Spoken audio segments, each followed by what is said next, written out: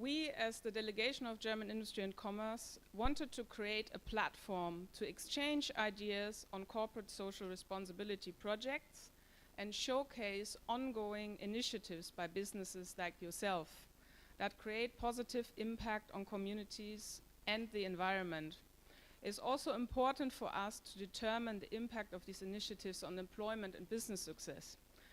We want to give you a first idea and some clarity on requirements following the Act on Corporate Due Diligence in Supply Chains, which comes into force from 1st January 2023 for German companies and the impact on their suppliers abroad, like here in Ghana. We'll start the program with some insights from the German Embassy here in Ghana. We will then hear from the Association of German Chambers of Commerce and Industry in Berlin, virtually, concerning the new law, and then we move on to ongoing company initiatives in Ghana. After that, we will discuss with a group of company representatives the impact of CSR on employment.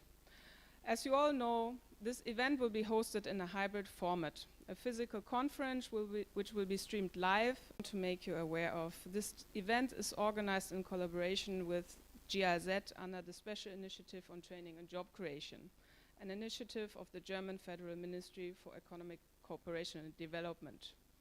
So like she said earlier, coming voluntarily, we'll have to make it binding. And that's when the German Supply Chain Act came basically into being and will be applicable from, as Stephanie said, from 1st January 2023. Mr. Knapp will elaborate on it. It's not a German thing only. Stephanie has said it already. The French have the Loi de Vigilance. The UK has passed the Modern Slavery Act. And other countries are also working on something similar, including the EU Commission. So I think for all EU companies, this will be mandatory very, very soon. And that means it will be passed on to their suppliers. And that's, of course, where Ghana comes into play. These companies will have to make sure that their supply chains are in compliance with these guiding principles, so that there's, I will go into detail in a second into what the analysis for Ghana has shown. It is definitely not meant to create any kind of, I don't know, mechanism to exclude or to shut down the market, but it's rather to establish a worldwide level playing field.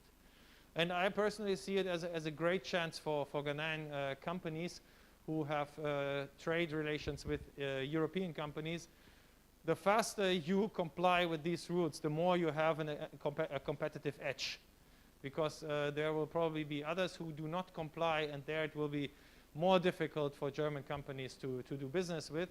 But the sooner Ghanaian companies comply with these rules, which actually as such only apply to German companies in our case, or maybe in the future to European companies, they have to be compliant. But they will pass it on through the supply chain because they have to make sure that their complete supply chain is compliant. And also the G7 and the G20 have endorsed these principles. So it's going to be something that's not just a German thing, and it's not just all the Germans had another great idea. No, it's going to apply universally. So I think it is the really right moment to have today's event to familiarize those present here and also those present online with the requirements that will be coming. And according to an analysis that was done end of December 2021, what are the risks in Ghana for companies doing business here? Especially, what do, in this case, German companies have to look at when they are sourcing from Ghana? And according to this analysis, I mean, you know better than me, and I don't want to preach here or teach you anything. But the risks identified which a newcomer or a company which is already working here is facing is in several fields.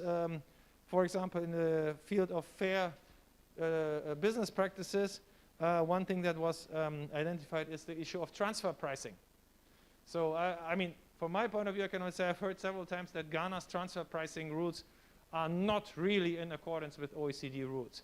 So, and in order not to run any risk, the recommendation would be that companies apply the OECD rules. transfer pricing with Ghana, in order not to be accused of not following the OECD rules. One other risk was, for example, something which you probably know, land grab or land rush, like big pieces of land being purchased by international companies, therefore squeezing local farmers out of business. That is certainly something that German companies have to look at when they look at their suppliers. Have their suppliers profited from such practices, for example, then it would be difficult to do business with them. The next thing is, for example, in terms of workers' rights, trade unions. Do the suppliers of German companies allow trade unions in accordance with Ghanaian law, of course? That would be something.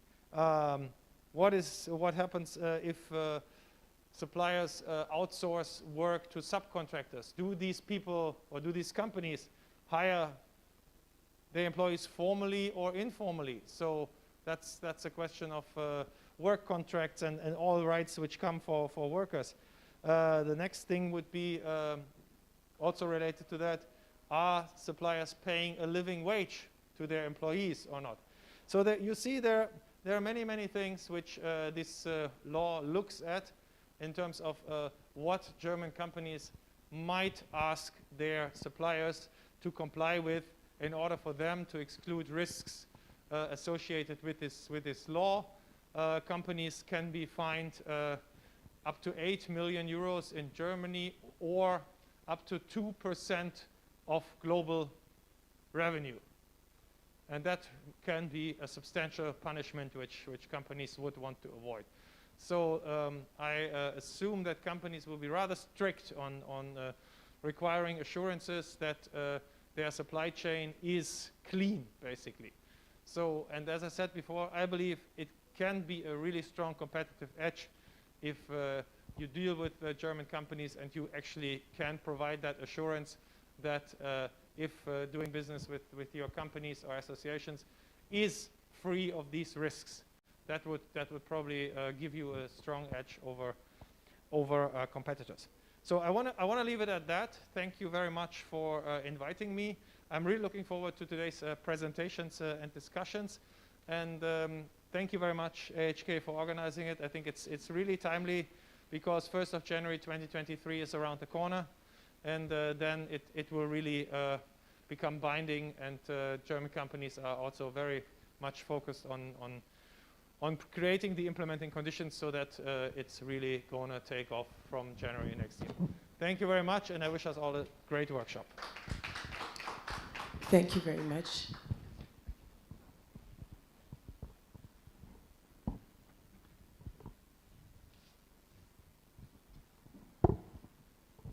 We would like to hear a few words from our colleagues from GIZ, able represented by Marcel Tompkins. He would give us a few words. Ladies and gentlemen, Marcel.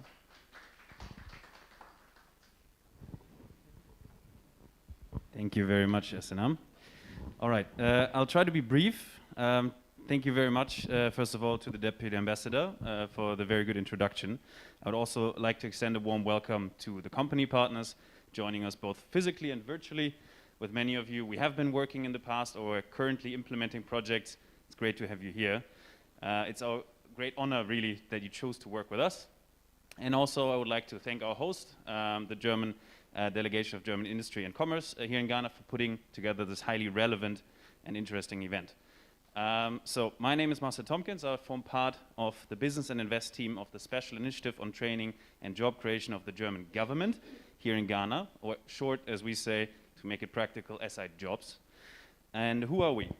We are a partner of the AHK Ghana, and we're providing funding to the Biz for Jobs project. Also, we currently implement 14 projects independently with our company partners in a variety of sectors, and so we're not limited to certain sectors.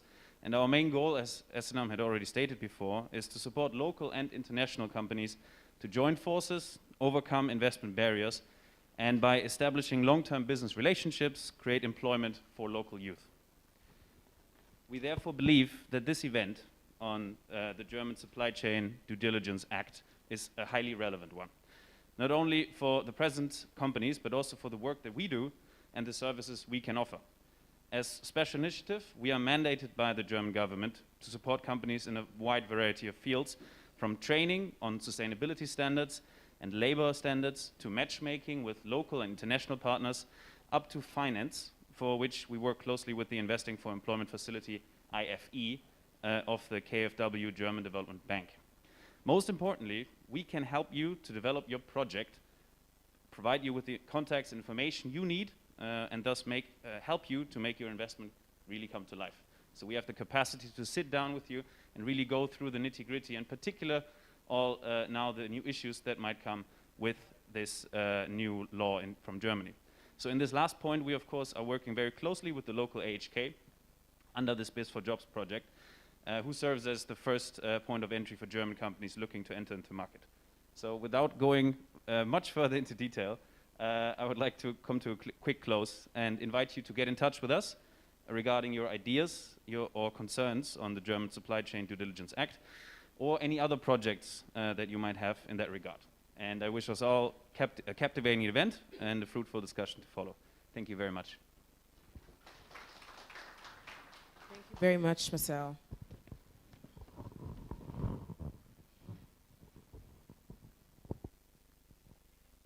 Before we proceed, I would want us to keep a few ground rules. Is my mic working? Okay. We all know that the COVID-19 is still around. And in as much as we're here to observe this incredible event, we want to keep safe. So as much as possible, we would encourage you, except me for now, to keep your mask on when interacting and networking. Let's avoid or try as much as possible not to shake hands. But if you do, there are sanitizers on each table, and we would advise that you use hand sanitizers as often as you can. Let's keep the distancing that we are supposed to observe and make sure that we all get out of here safe and healthy. At this point, we would want to have a presentation by one of our virtual participants, and a very important one as such. This presentation is going to be on the German Supply Chain Due Diligence Act, the GSCA, and the topic is how does it affect my organization as a supplier in Ghana. This presentation will be done by Martin Knapp, International Sustainable Initiative Association of German Chambers of Commerce and Industry, DIHK. So ladies and gentlemen, round of applause for Martin.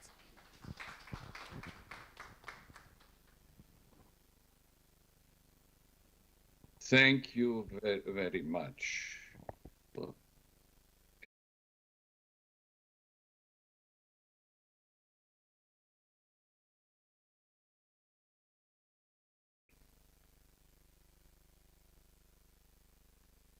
Good. Okay, this is my presentation. I did not see it, all of it, but okay, I know it. Yes, do you see it? Hello. Do you see the presentation in the room? So we see the presentation. Can you hear us? Okay. Okay, so I can start, yes. Yes, dear Mr. Sander, dear Mr. Tompkins, ladies and gentlemen, good morning to all of you. I am very pleased to have the opportunity to speak today to distinguished members of the business community of Ghana about the new German law on due diligence. I have to admit that I never have been to Ghana, but my colleagues have told me a lot. From our European point of view, Western Africa may look like a homogeneous region, but I understand that there are very big differences between the countries, not only in the field of the economy, but also regarding good governance, human rights, and social standards. Now, the German law on due diligence along supply chains does not make any distinction between any countries. The law applies to the relations of German companies with their suppliers, no matter whether these suppliers are located in China, Ghana, somewhere in the European Union, or even in Germany itself, the regulation and the philosophy of the law are always the same. When a German company buys a product or a service, it should pay attention to how the product was produced or how the service is being provided. Have the human rights of workers have been respected along the whole supply chain? Have certain environmental standards been observed at all stages of the value chain? These are some of the questions that German companies have to ask themselves regarding their suppliers, but also regarding the suppliers of their suppliers. In many presentations, we deal with what German companies exactly have to observe in the future. Today, we want to shift the perspective and look at what a foreign company can do in order to make its German business partners' life easier in this respect. It may be the case that only a small percentage of Ghana's exports go directly to Germany, but goods exported to other EU countries often end up in Germany as well. Thus, they also enter German supply chains. Furthermore, we are expecting, as Mr. Sander already said, European regulation on the same topic coming very soon. We already know that this European regulation will be based on the same principles as the German one. And the EU as a whole, if I see that in the right way, stands for about, I think, 11% of Ghana's exports. Thus, it is definitely worthwhile to look into the German law and the philosophy behind it. Preparing for the German law also means preparing for the European regulation. Please, next one. The first one. Go back, please. Yes. What's the purpose of the new law? As I mentioned before, the law is going to force German companies to pay attention to the observance of human rights and some essential social standards along their supply chains. In addition, there are certain issues related to the environment to be observed as well. These due diligence obligations start with the direct suppliers of a German company. Next one.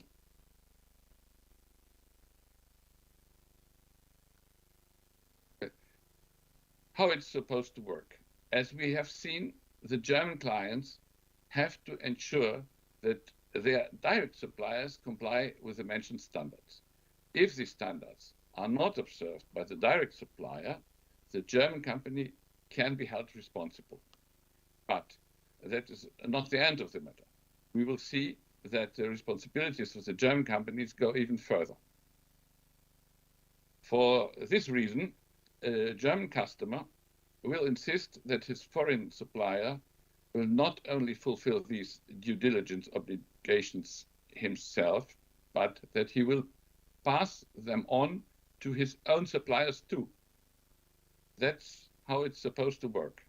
Tier 1 is required to pass on the obligations to Tier 2, Tier 3 to Tier 4, and so on, until the obligations arrive at the place where the raw materials for the product are sourced. Thus, German or European social and environment standards are supposed to spread all over the globe, at least along the supply chains of German or of European later enterprises. Next, please. Who is directly affected? The law is to come into force on January 1st of 2023. At the beginning, it will bind all German companies and groups of companies that employ more than 3,000 people within Germany. 1 year later, the 1st of January 2024, the companies with at least 1,000 employees will be added. branches of foreign companies located in Germany are also affected. We are, however, in the position to see that finally it will not remain with these companies. The larger companies will, in fact, pass on their obligations through their contracts to smaller German companies, which in the supply chain stand between them and the suppliers abroad. We have been told about this in numerous conversations with such smaller companies which already receive new contracts from their customers, focusing on these issues. Next, please.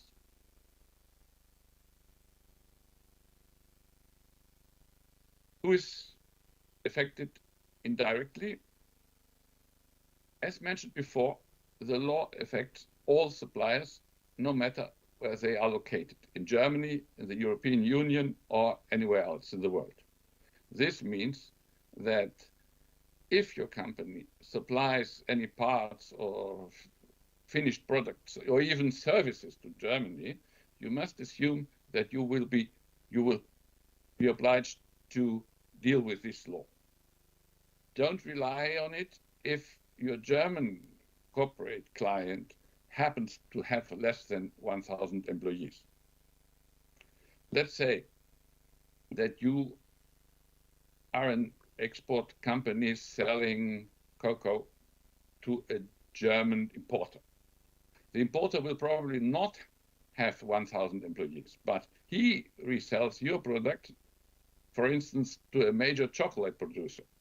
This company will certainly have more than 1,000 workers, and it will oblige the importer to take on their own obligations of due diligence. However, the different suppliers, tier 1, tier 2, tier 3, and so on, are affected to different degrees.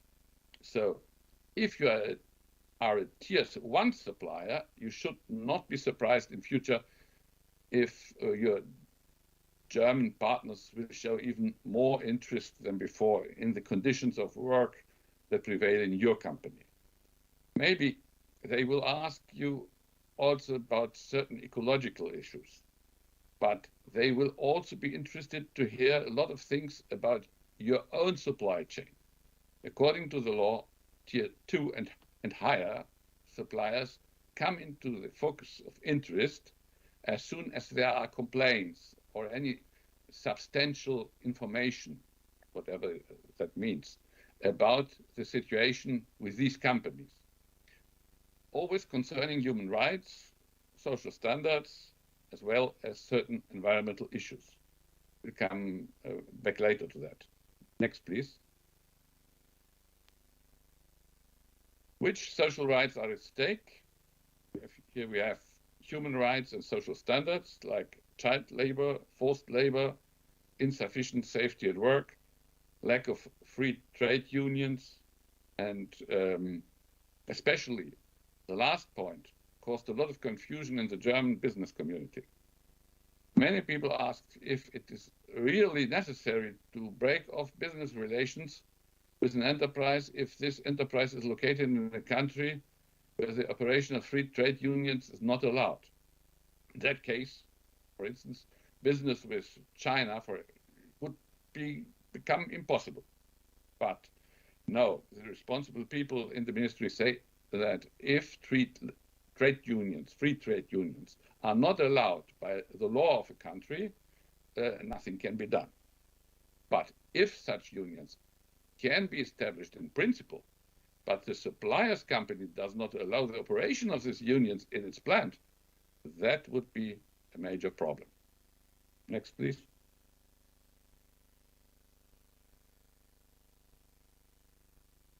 What social issues are at stake? Here we have discrimination based on national and ethnic origin, social origin, health status, disability, sexual orientation, age, gender, political opinion, religion and belief, including also payment of unequal wages for work of equal value.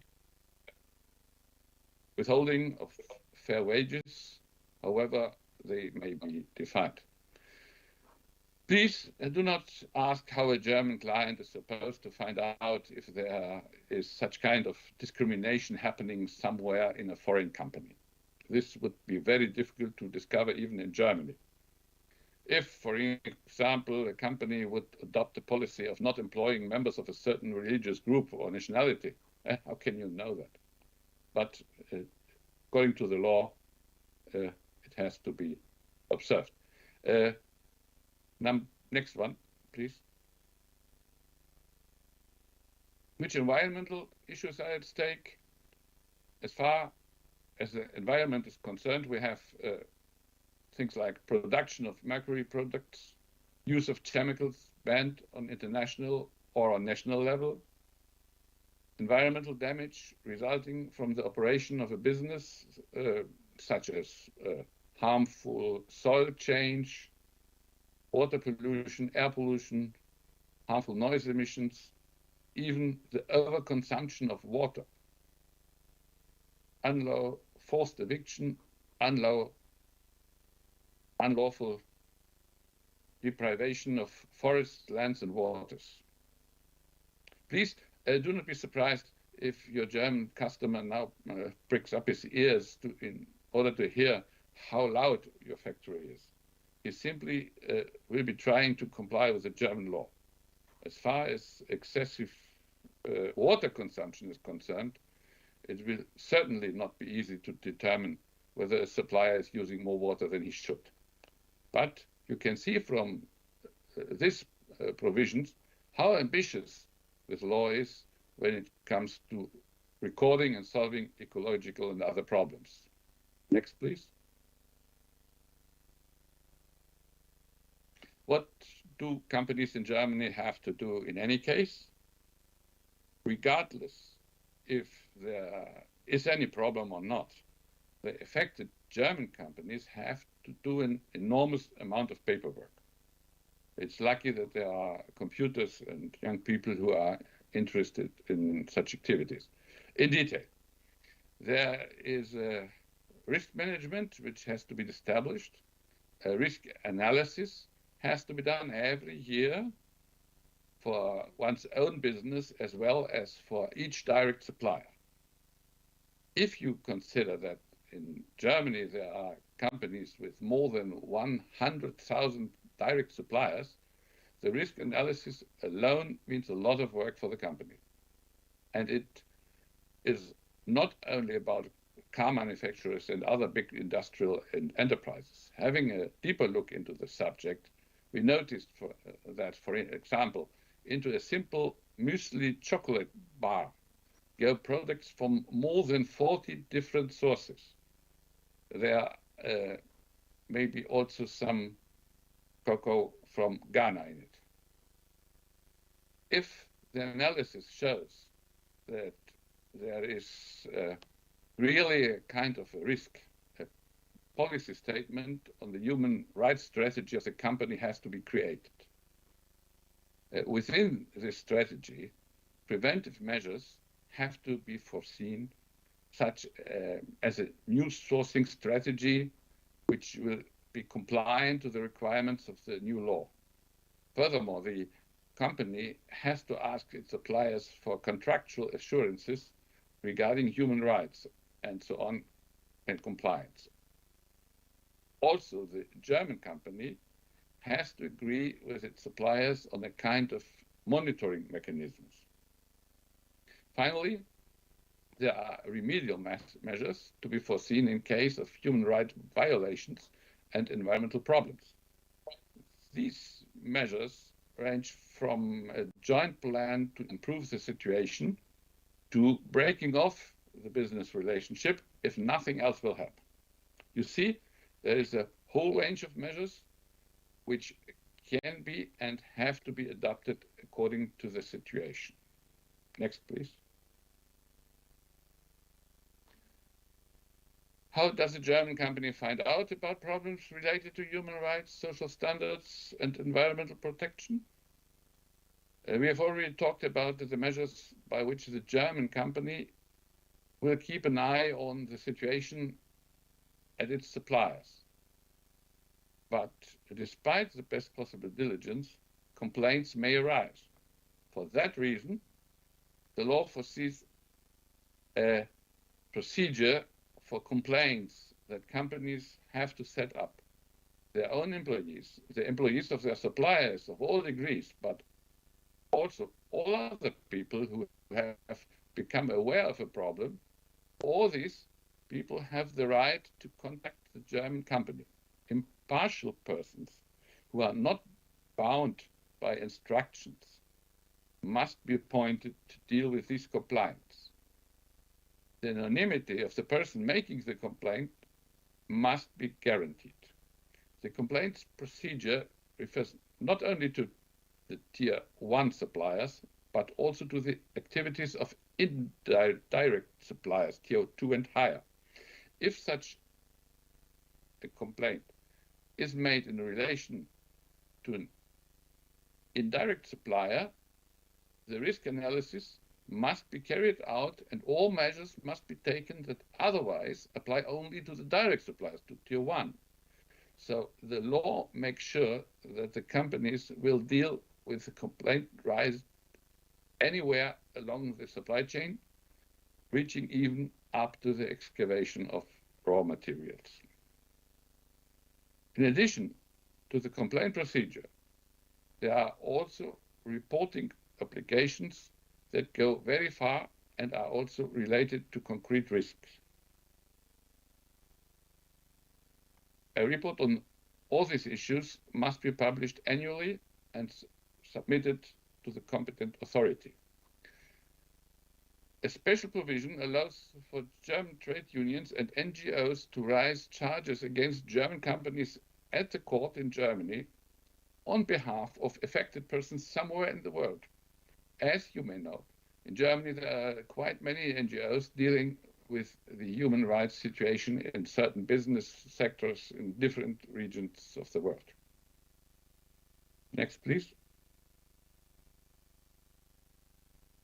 What does the German state do?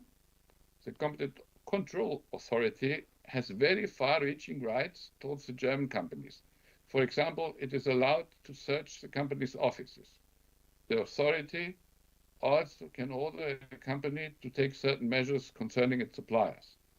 Inspection trips to foreign companies are also foreseen.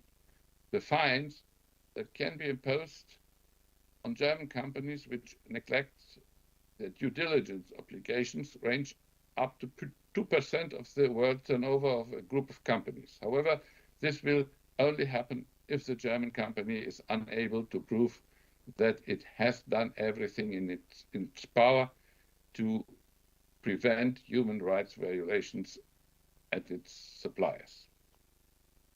Companies or group of companies can also be excluded from public procurement tenders. Next, please. What can a Tier 1 supplier company do? If you are a Tier 1 supplier to a German company, you should expect to be affected by the German law indirectly due to your supplier's relationship. What can you do in order to assist your German partners? You should contribute to their risk analysis, documentation, and reporting. It is no longer enough that your company is complying with all kinds of social and environmental standards. From now on, you need to document this fact as well. You should conduct due diligence at your own suppliers. It would make sense to check your supply compliance management system. It would be very helpful if you could trace your own Tier 2 and higher suppliers if you don't know them already. Your company is an intermediary role between the German customer and your own local suppliers, whose behavior you should keep an eye on. It is not in your interest if any grievances suddenly become public about your suppliers. Your German partner may then find himself in a very difficult position. We know that this is very hard to implement, especially in cases where the tier 2 supplier is located in another country or even on another continent. Things get even more complicated. Anyway, you will have to explain to your suppliers why the Germans suddenly became so curious. In this context, it would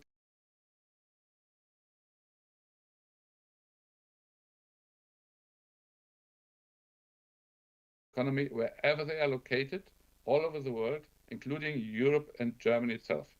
The measures are not directed against you or against your suppliers or against your country. Next, please.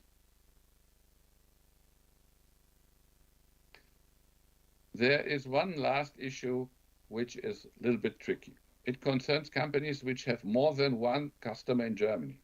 Every single one of these corporate customers will pass on its obligations to the foreign supplier in its own way, so that the latter will have to deal with just as many different risk management systems as it has German customers. And once the European directive comes in, there will be even more paperwork to be done. But we don't want even to think about these things. In any case, the AHK Ghana should be your first point of contact, whatever happens. Of course, our chamber organization won't leave you alone with that. We will find a way to help you and your colleagues around the world to make it clear to your suppliers what this is about. What is needed now is a bit of goodwill on all sides. Then the requirements of the law can be met, especially if everything runs according to the laws of your country with regard to human rights, social standards, and environmental protection. Thank you very much for your patience, and later I'm prepared to answer to your questions.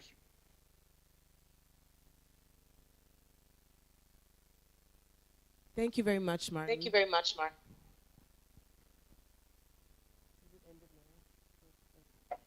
All right. Okay, so at this point, So at he this is point- open to, not sure why I'm echoing. Okay. We would like to take some questions. If you have any questions for him now.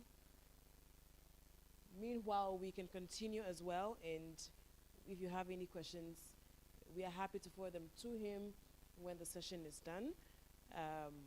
You know, and AHK Local is also available to address any needs that you have. Thank you very much again.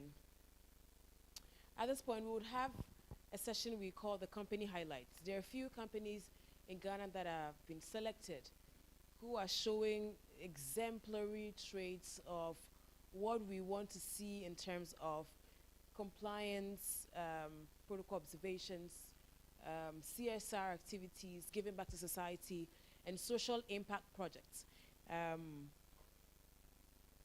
There is an initiative called Making More Health, MMH. It's a social entrepreneurial initiative by Bohinger Ingelheim. I hope I got it right. And we have Manuela Pastorhe. She is going to be speaking to us about this initiative and what it does. Manuela is the global head for social entrepreneurial initiative for the Making More Health. And so without wasting my time, ladies and gentlemen, let's welcome Manuela. And of course, she is going to be joined by Han Kraus, who is also in charge of supply chain management and e-commerce. So thank you very much for joining us virtually, and the floor is yours. Yeah, thank you so much. Warm welcome to everyone, and thanks for having us today. What we would love to do is to share some insights about an initiative called Making More Health.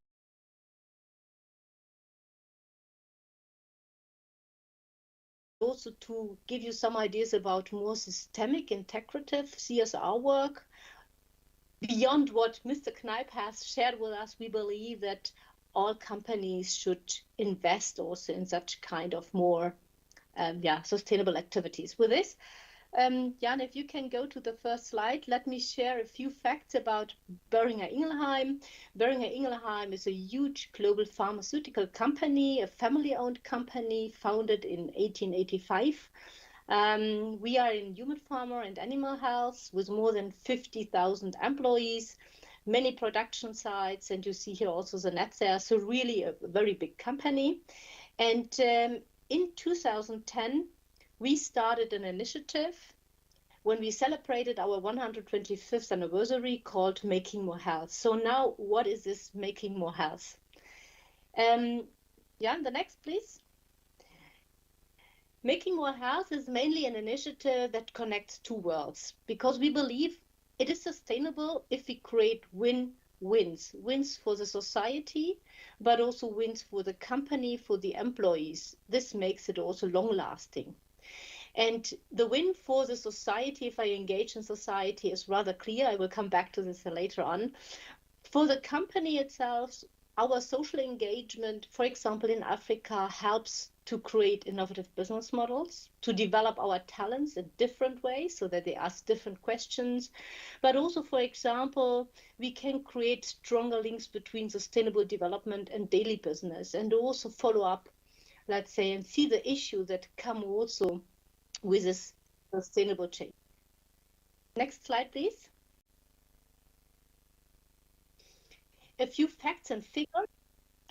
We are working with a network of more than 120 startups, social entrepreneurs worldwide, who are engaging in health, but of course in a very broad understanding of health, so also environment, nutrition, mobility, and so on.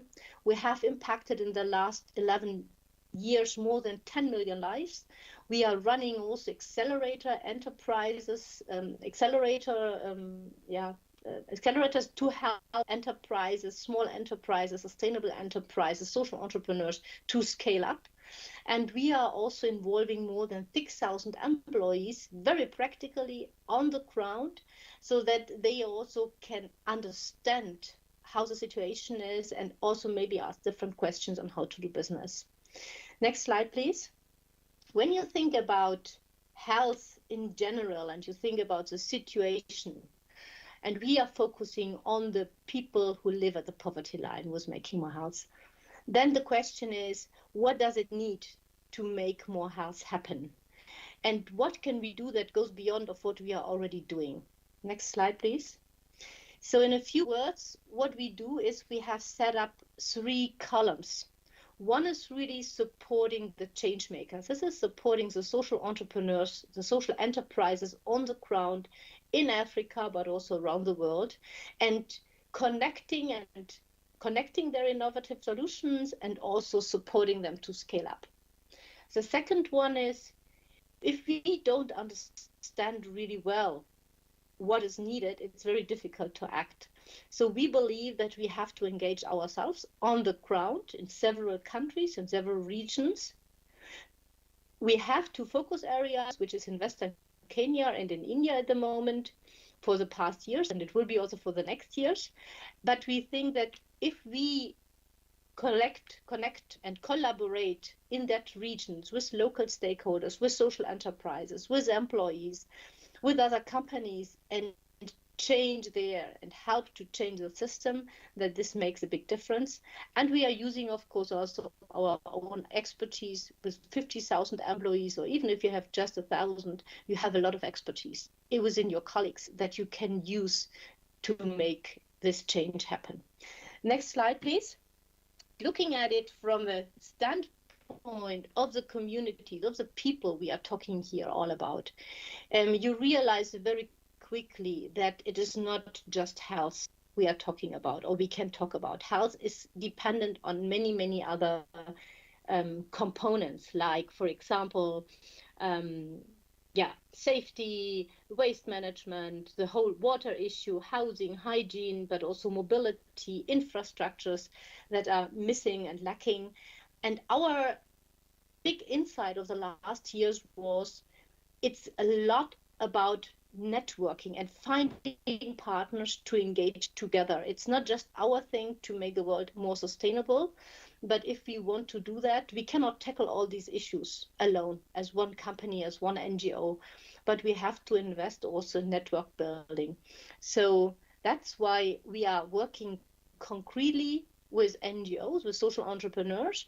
We bring in many partners who can tackle the missing solution that we cannot deliver, but we invest, next slide please, also not just in connecting the activities and working in these 4 dimensions that you see here, but also investing in creating these kind of partnering and networks that we need, the different diverse partners we need to make together the change happen on the ground.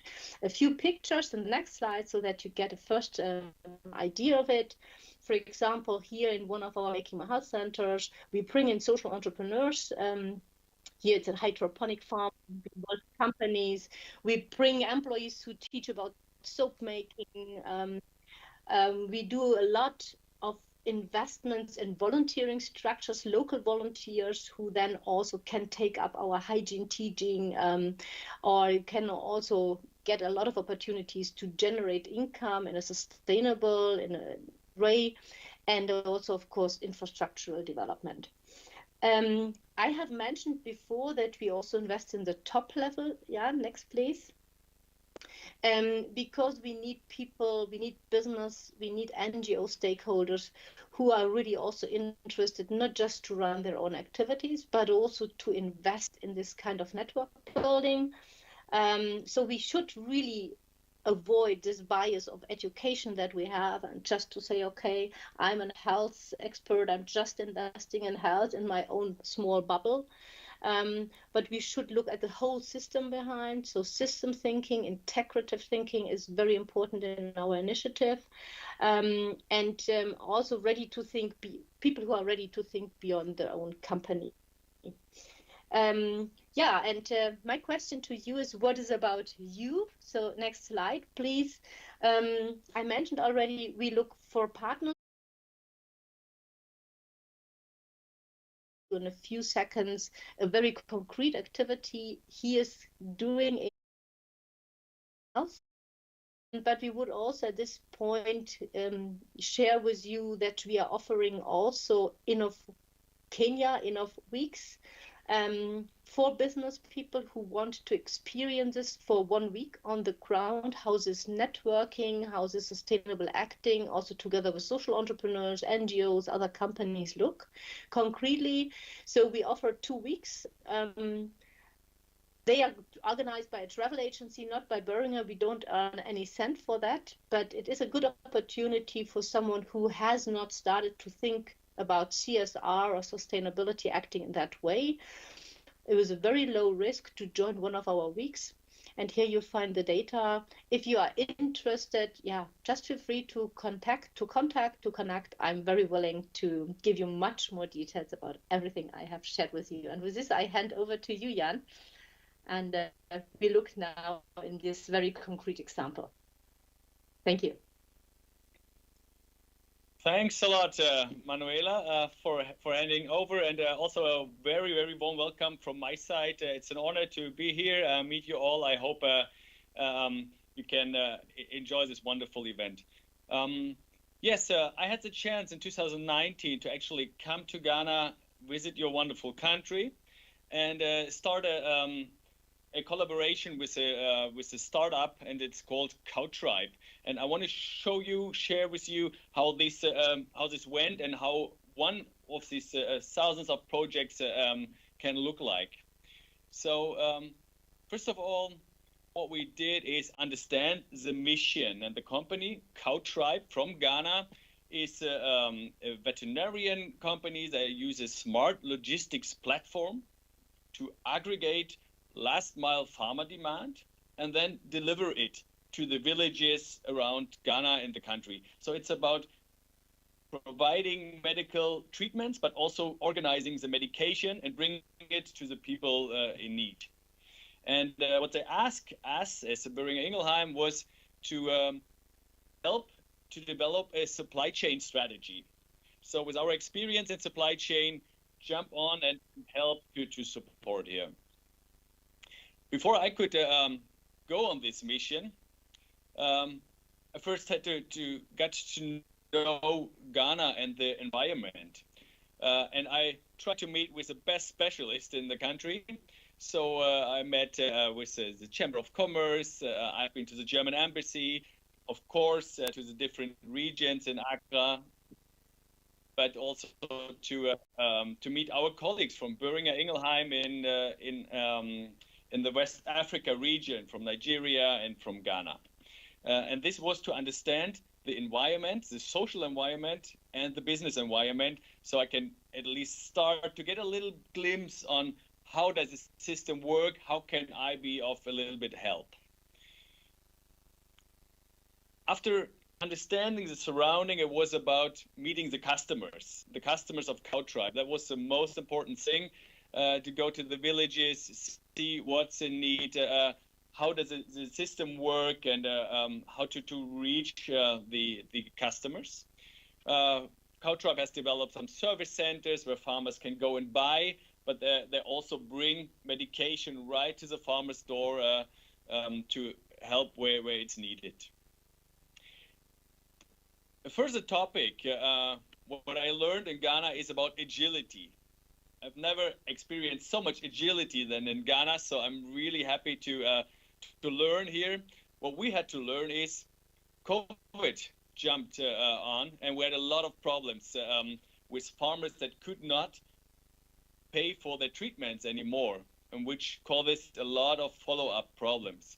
So what we did, we initiated a Happy Farmer campaign and donated for the most important time when COVID started. So we shared.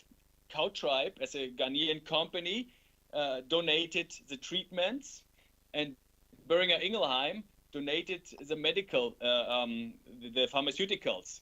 So we joined forces and helped 50,000 to give 50,000 treatments to farmers in needs, which I believe was a good help, a good start to continue growing with CowTribe.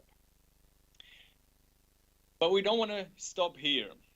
What we also want to do is help to shape the future. So right now we have Latifa provided with a scholarship. And Latifa is the head of supply chain management at CowTribe. She joined the company 1 year ago and was new to the supply chain concept. So we said we need to speed her up, get her into the job as fast as possible. And we provided her with a scholarship on an international training course. And in addition to that, we'll have a regular bi-weekly coaching sessions to share experience and go through the development, so CowTribe can be as successful as possible to help the farmers in need around the country. And all of this leads to my last slide. And here we have a three-step approach that we looked at. First of all, it is about the financial business model. No company will run without a solid funding. So we jump in with advice, but also with funding. The second was then about coaching, helping from our experience. How can the supply chain look like? We have topics with cold chain and long distances within Ghana. But the most important thing is the third topic, and this is empowerment. We want to run CowTribe as an independent company, of course. Without our help, they should be successful, and they are successful. And this is through this best-in-class training, so they can come up with the best solution themselves, and in the end can spread their good service around Ghana and maybe beyond. And with this, I want to say thank you, and I hope you could see how this little project could contribute to the big vision of Making More Health that Manuela talked about in the first part of the presentation. So this was just one project, but it should contribute to the big vision, and we feel really happy about it. to you and for listening, and thank you that I had the chance to visit Ghana. It was an honest pleasure, and I will come back as soon as possible. Thank you very much. Thank you. Thank you. We would love to have you again coming to visit. Thank you so much for the presentations. We would love that you stay with us if you have the time. So maybe after this, maybe your videos can go off, but please enjoy the rest of the presentations if you have the time to do so. Thank you. Please, another round of applause for our virtual speakers. Thank you very much. Awesome. Thank you. So we are moving from the virtual to the physical participation or presentations again. Our next presentation will be from an extraordinary company. They are in the agri space, and this project is quite an interesting one. The impact of fair trade on rural development in the farming spaces as well, and food production. Next, our speaker is Safiano Moro. He's the managing director of Serendi Palm Ghana Limited, and he is speaking on the impact of organic and fair trade on rural development and employment, the case of Serendi Palm.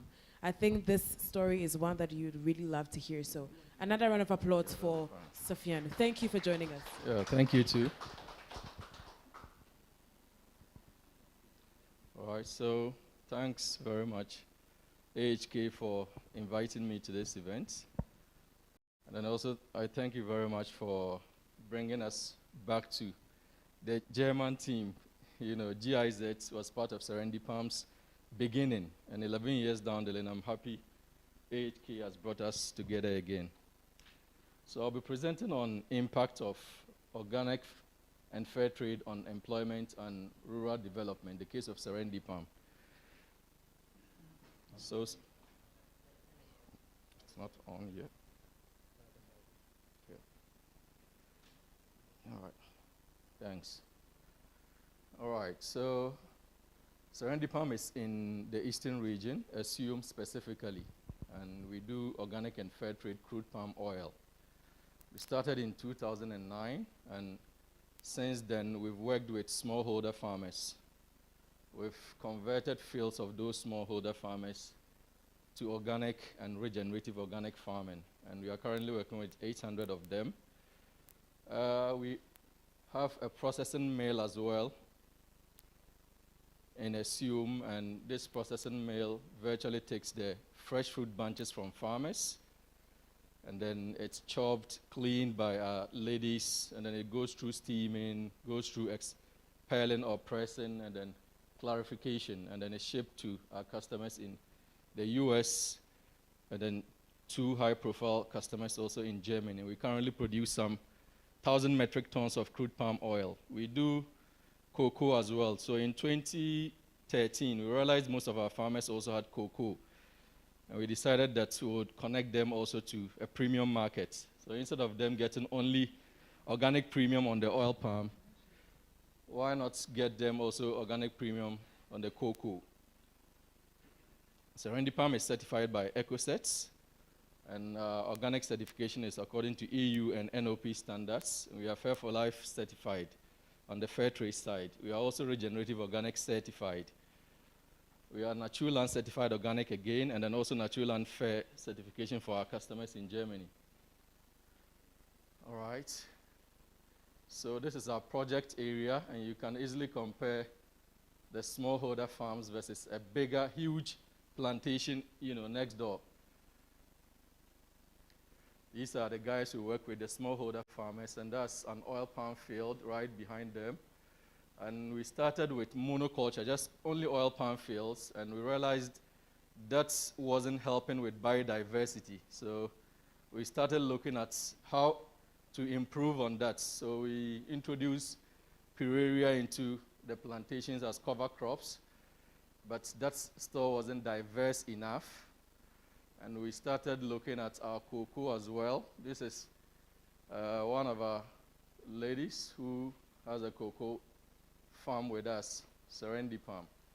So having integrated cocoa and oil palm we started looking at dynamic agroforestry as well. And dynamic agroforestry is basically just bringing oil palm, cocoa, and several other crops together on the same land. And what you do is to widen the planting distance of oil palm, and then introduce the cocoa, timber trees, bananas, plantain, maize, cassava, cowpea, and what have you. So this is a system that we believe is the future for our farmers because it helps them actually get more income.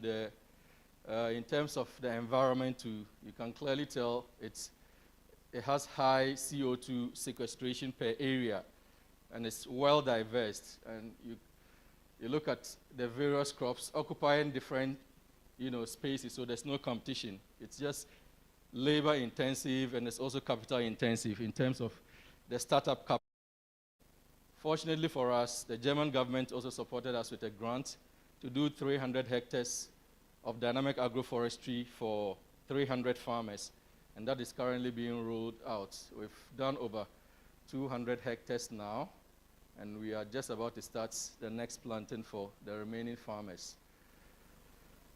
This is a demo plot of dynamic agroforestry with several biomass species that are planted and harvested to mulch the soil. And you can see the different varieties in the cocoa is in the oil palm there.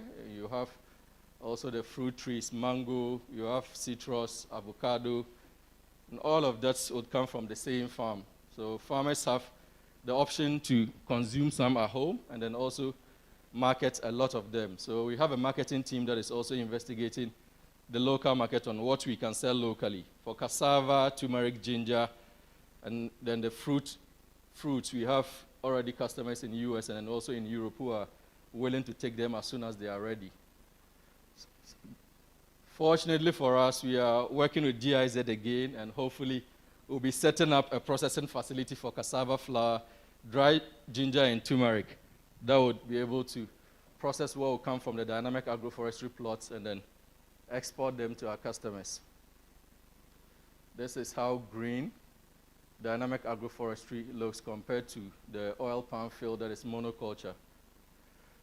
So through Serendipam's projects, there's been a lot of employment in the area. Serendipam currently employs roughly 350 workers in Assume, the largest employer, and we employ another 120 who work in the dynamic agroforestry plots in the eastern region and also in the Ashanti region. We have a partner project called Tanobia who are in the Ashanti region, and we have workers who go there to support them with dynamic agroforestry as well.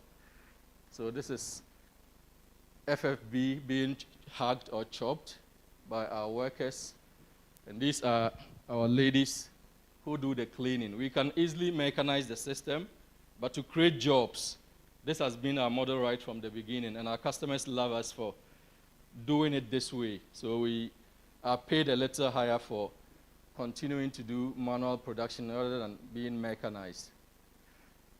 And they clean the fruits before the fruits are steamed. And these workers are all benefiting from all the packages that any professional staff working for Serendipam would benefit, like maternity leave, they are paid for that, Provident Fund, and they actually earn competitive wages. All right, so these are professional staff who have moved from the cities and come to stay in Assume simply because of the love they also have for the kind of model we operate.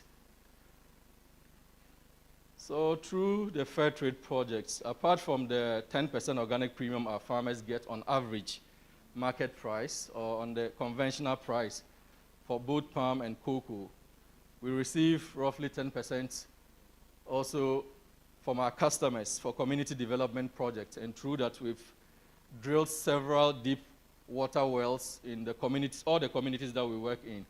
Some communities actually have more than one. And we've built a maternity ward also in Assume and donated hospital equipment. The town actually struggled to have a good facility to support women. So sometimes a pregnant woman will be transported over poor road to Kede. We felt it was necessary to have a maternity ward there. Currently, that is running very well, and it's, you know, delivering over 10 kits per day over there. And then a police station was also built through the Fair Trade Premiums. And this Fair Trade Premium is actually managed by a Fair Trade Committee made up of mostly farmers, some workers, and then also a management team. We've renovated several basic junior and senior high schools in Asium and surrounding communities, and supported students, brilliant but needy students, also with several scholarships. So, additionally, we receive other premiums we call Special Fair Trade Premium. And that comes from Dr. Brunes and other customers we have in Germany who virtually support us with extra money to do more projects, you know, beyond the fair trade premiums that we receive. And we are currently putting up a campus for a Montessori school because there's none in Asium, and this will educate 150 children in the community. We've also virtually implemented a child labor program. So we have a team of about 8 people who are checking cocoa fields of farmers, supporting them on how to stop child labor in the fields. And that team is doing very well for us. Some of the fair trade projects. So this is one of the deep wells that we did. There is also an accommodation for nurses in one of the communities, Abem, who were struggling to have nurses, you know, stay in the town. So haven't had the accommodation for them. A lot of them have come to stay there and are supporting that community.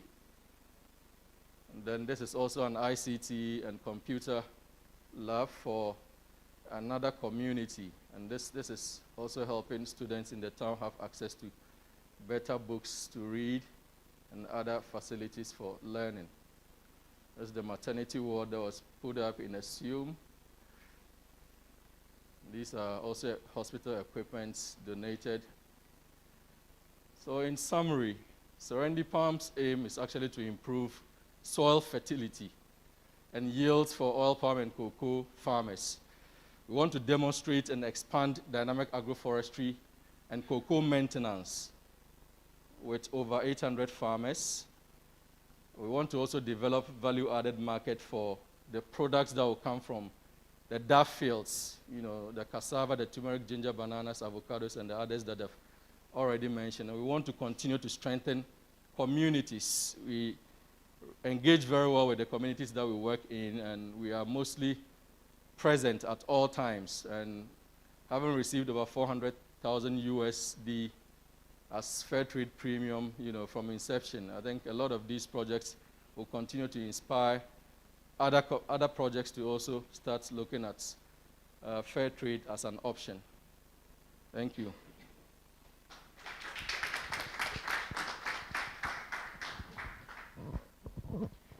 Thank you very much.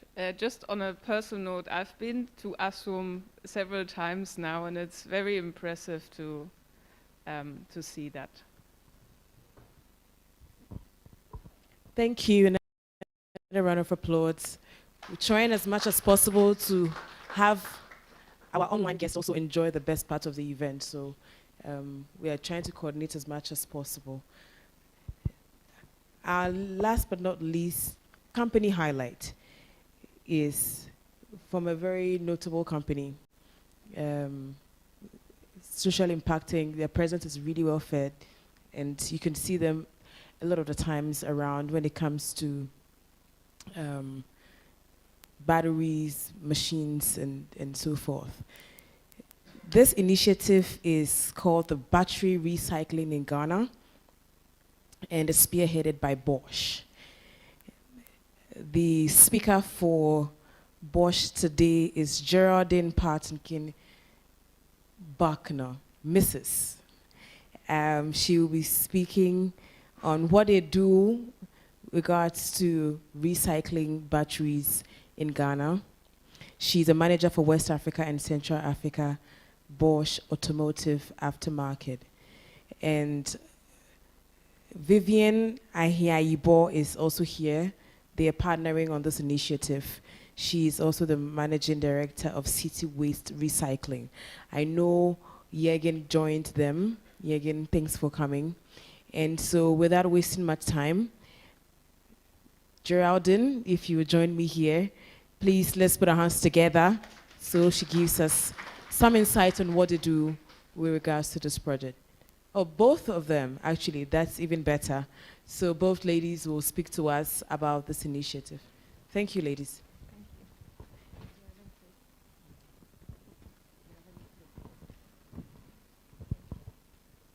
Hi, good morning. Is it working? Okay, good morning. Today we'll be presenting to you the battery recycling project, which is an initiative between City Waste Management and Bosch. Okay, so I'm sure most of you know Agbogloshi and what it's known for. We can move to the next slide. Okay, so Agbogloshi was the largest dumping ground for waste materials in Ghana as well as in Africa.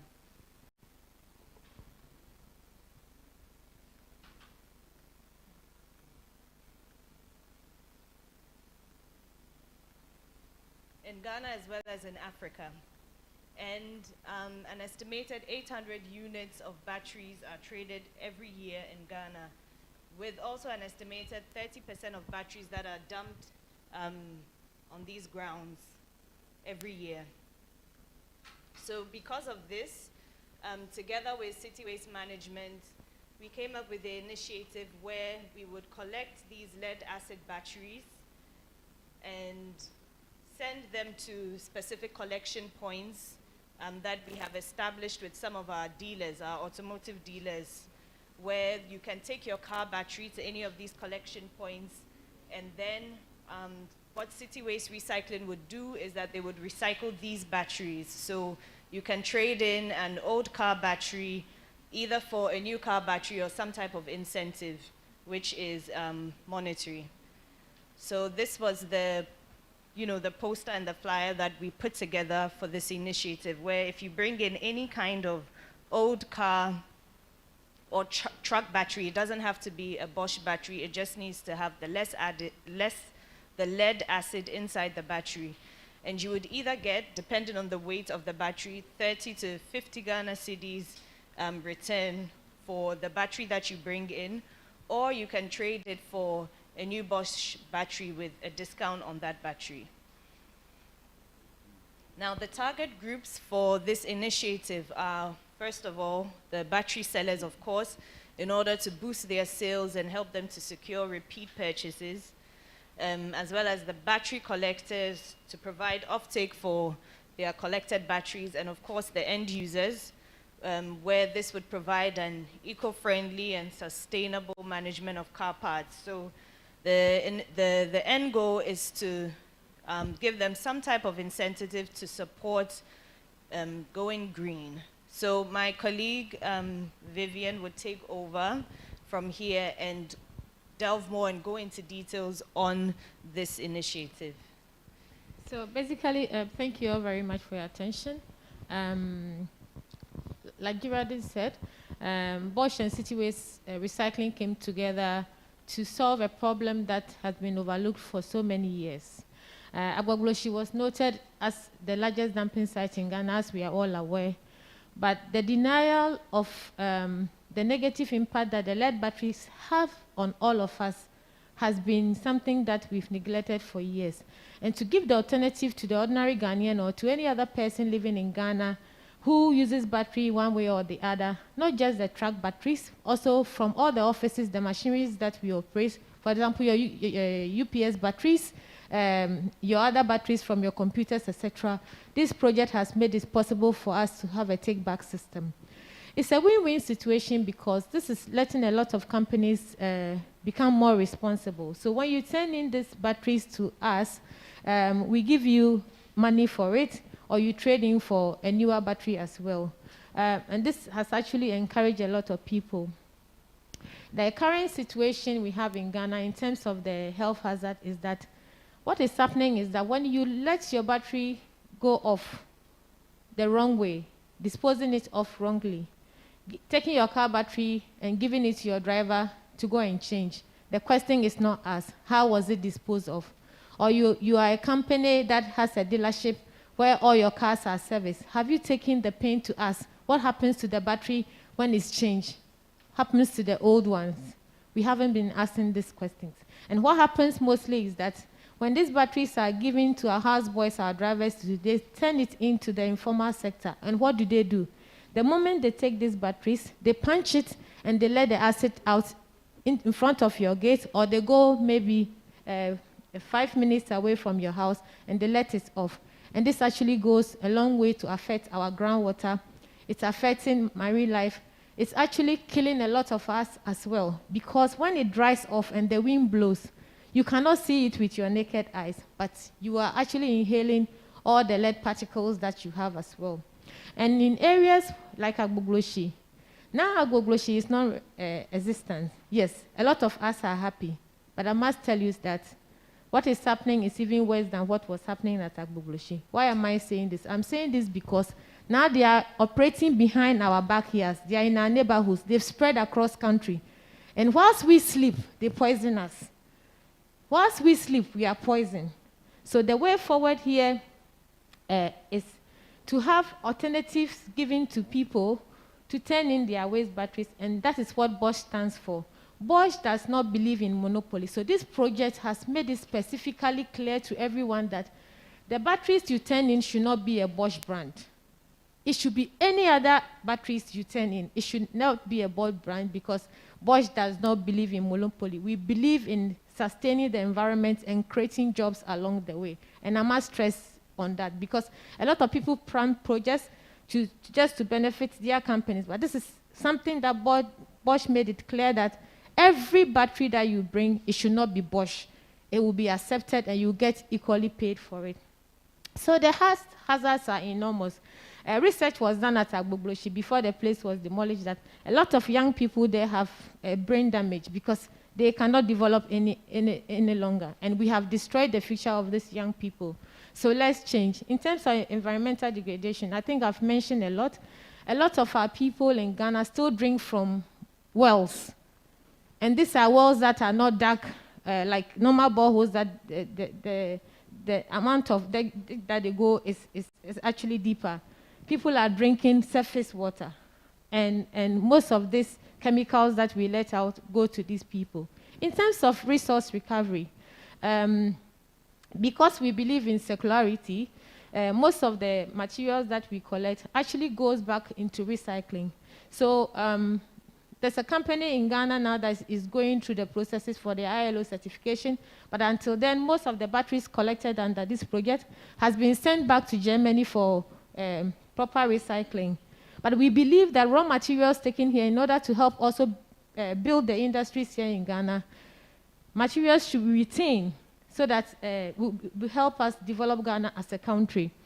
In terms of job creation, each collection outlet is employing over 150 people.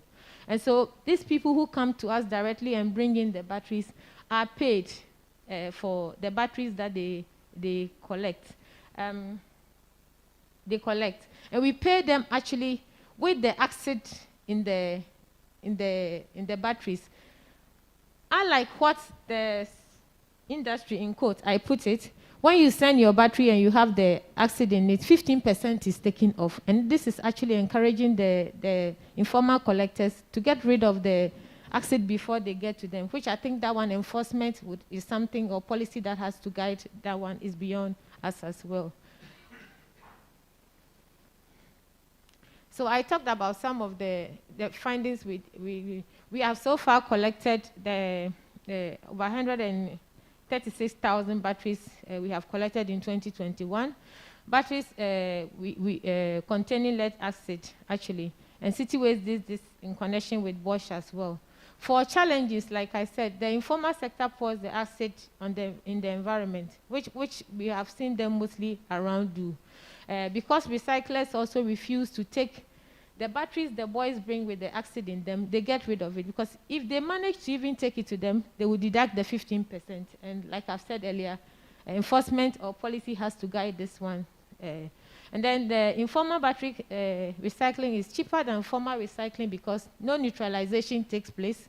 He can pour it anywhere in front of your gate, or in front of any restaurant or any community, any drain around him, so he has no responsibility. Whilst the former recycler has to go through environmental permitting, and also even when we have to send the batteries to Germany for recycling, we have to go through the Basel Convention by making all the notification processes, which is also not cheap at all. But I believe that when it comes to best practices, at the end, it's cheaper than cutting corners. And then also it gives advantage to the informal sector, because they can move around and offer cheap prices and take all the materials as well. Did I go too much?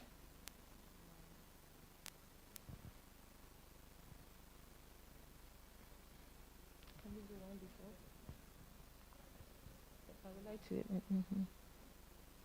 Okay, and lack of awareness. This is very important. Lack of awareness of the environmental impact of improper handling of the batteries. I think this one has something to do with all of us. It has to start with us. A lot of people are not aware, even the citizens really, how poisonous the improper disposal of battery is to us and to the rest of the communities that we belong to. So this is actually an appeal to all of us as we leave this room today. Even if we've contracted somebody else to do the servicing of our trucks and other things, we should make sure that the batteries are turned in properly for recycling. And then I have a question for all of us, just a thought. How did you dispose of your last batteries that you collected? But I must say thank you to Bosch, because it has not been easy. They came in, they believe in it.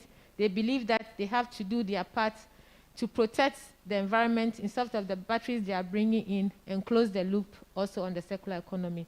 And we've created so many jobs for a lot of people, decent ones, because we give them health insurance for the batteries they bring to us.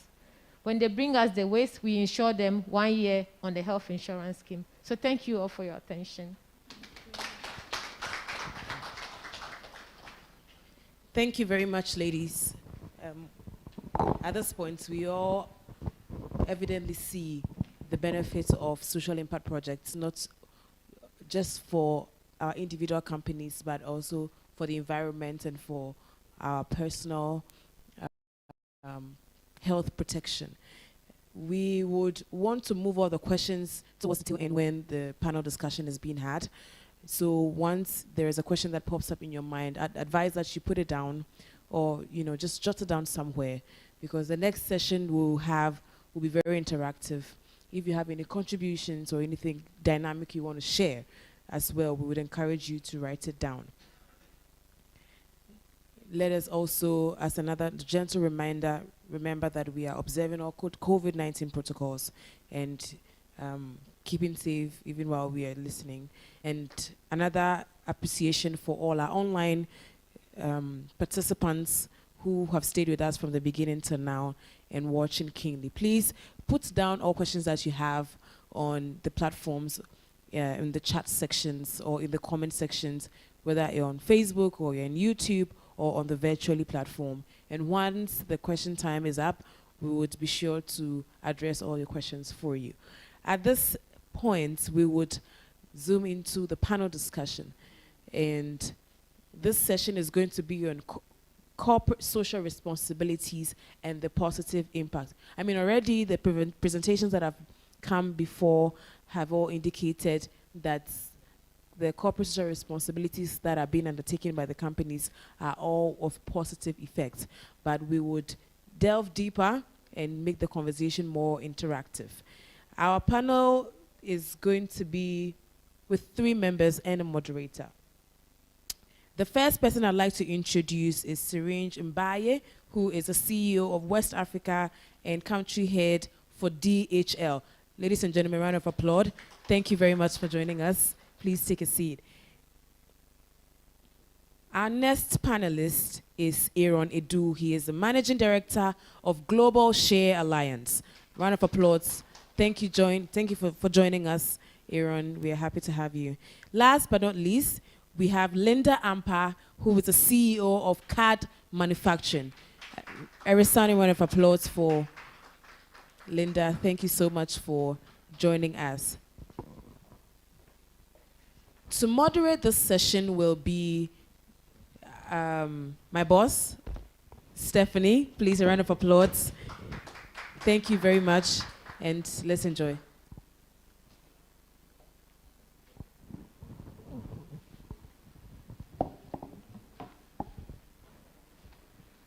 I think I'll be standing and hover over you. Good morning. Thank you very much for joining this panel this morning. I'm really glad after the presentations that we can have a little bit of a discussion as well. And I would like to address my first question to the lady in the round, obviously. Linda, your company is into apparel manufacturing, both for the local and the export market. What is your take on social and responsible business, and what measures are you implementing in your company and in your everyday business?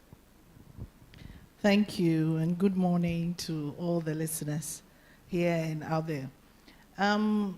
We believe for our industry, if you are not conscious of the social impact, the complete well-being of your employees, you will not be able to meet your targets, you will not be able to satisfy your buyers. Now, we apply all the rules, and the reason is that our buyers demand so, and also for our own peace of mind, and also for the commitment of the staff. It's important that you obey the rules. So for us, we are strict on child labor. They have freedom of association. Everything that is marked in the book, we apply. At the end of the day, they know and they feel that you are committed to their well-being. We give childcare in some cases. We support them with housing. We give them subsidized lunch. We give them health care and many other things like that. And at the end of the day, it helps us to meet our targets as well. Thank you, thank you. You are employing a lot of women, I assume. Yes, over 90% of our staff are women. Excellent. So we also give comprehensive sexual education, reproductive health, and so on and so forth. Thank you, Linda. My next question goes to Aaron, because I know the shea industry is also employing a lot of women, if I'm not mistaken, especially at the producer level. What are activities that you are already doing with cooperatives, but also with companies? How are you integrating the corporate level in the shea butter industry and the buyers? Thank you very much, Stephanie, and good morning, everybody. The Global Shea Alliance is an association, it's an industry association for shea with over 700 members. Most of them are businesses, small, medium, large, international, local, regional businesses. For us, corporate social responsibility should be integrated into the core objectives of the organization. So we believe that corporate social responsibility should not be implemented as a charity. We are doing you good because we are sourcing from you. But it is integrated into the sourcing, into the production, into the entire supply chain of the business. That is where it is sustainable for both the business and the communities where they source from. So for us, we as a business association, we have a number of projects funded by the private sector who are members and also other donors. The private sector, because they integrate these projects into their supply chain, and it helps them to be able to sell to the ultimate consumers. And then the women producers, because it helps them get more money for the work that they do instead of going through several middlemen. One of them is a public-private partnership that we have with GIZ under the Invest for Jobs project, where so far we have about 6 private sector companies investing over 400,000 euros into their supply chain in northern Ghana. This has, well, we undertook a couple of activities, and it created direct job of over 1,200 in northern Ghana, and then also build the capacity of over 2,500 women who have been established into small cooperatives, and the private sector is sourcing directly from them. So for us, corporate social responsibility is not charity, should not be charity. Both the producers and the businesses should see it as part of their business, and it is the only way to make it sustainable. Create jobs, invite more investment from the private sector, and make the industries grow. Thanks.